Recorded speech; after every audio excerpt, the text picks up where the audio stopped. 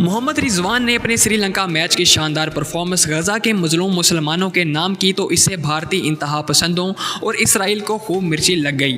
ہفتے کو ہونے والے پاک بھارت میچ میں پاکستان کی شکست کا اسرائیل نے بھی خوب جشن منایا اور اپنے سرکاری ٹویٹر ہینڈل پر بھارت سے یکجہتی کا اظہار بھی کیا، کیونکہ پاکستانی اپنے میچ میں فتح حاصل کرنے کے بعد اپنی کامیابی فلسطین کے مظلوم مسلمان بھائیوں کے نام نہ کر سکے۔ پاک بھارت میچ میں بھارتی ٹیم کو سپورٹ کرنے کے لیے تو 1 لاکھ کے لگ بھگ بھارتی شائقین اسٹیڈیم میں موجود تھے، جبکہ انڈیا کی جانب سے ویزوں کے اجراء میں تاخیر کے باعث صرف 3 پاکستانی امریکن پاسپورٹ پر ہی میچ کے دن وہاں پہنچ سکے۔ انڈین تماشائیوں نے رضوان کے خلاف اور اسلام مخالف نعرے بازی کی۔ اس سے قبل پاکستان نیدرلینڈ میچ میں وقفے کے دوران محمد رضوان نے جب نماز ادا کی تو بھارتی انتہا پسندوں کو اس بات پر بھی خوب مرچی لگی اور بھارتی وکیل ونیت جندل نے ICC کو درخواست دی کہ محمد رضوان کے خلاف سخت ایکشن لیا جائے۔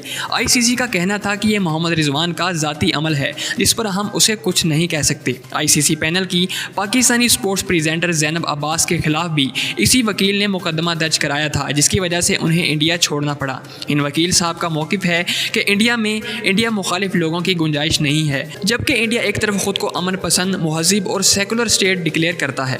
بھارتی شدت پسند سوشل میڈیا صارفین نے رضوان اور بابر کے انسٹاگرام پر مذہب اور قومیت کو بھی نشانہ بنایا، جس کی وجہ سے ان 2 پلیئرز کو اپنی پوسٹ کا کامنٹ سیکشن بھی آف کرنا پڑا ہے۔ اس پر انڈین ریاست تمل ناڈو کے سپورٹس ڈیولپمنٹ کے وزیر ادے اسٹالن نے ٹویٹر پر انڈین شائقین کی رضوان اور اسلام مخالف نعرے بازی دکھاتے ہوئے کہا کہ انڈیا اپنی سپورٹس مین شپ اور مہمان نوازی کی وجہ سے مشہور ہے۔ مودی اسٹیڈیم میں پاکستانی کھلاڑیوں کے ساتھ جو سلوک ہوا وہ ناقابل قبول اور گری ہوئی حرکت ہے۔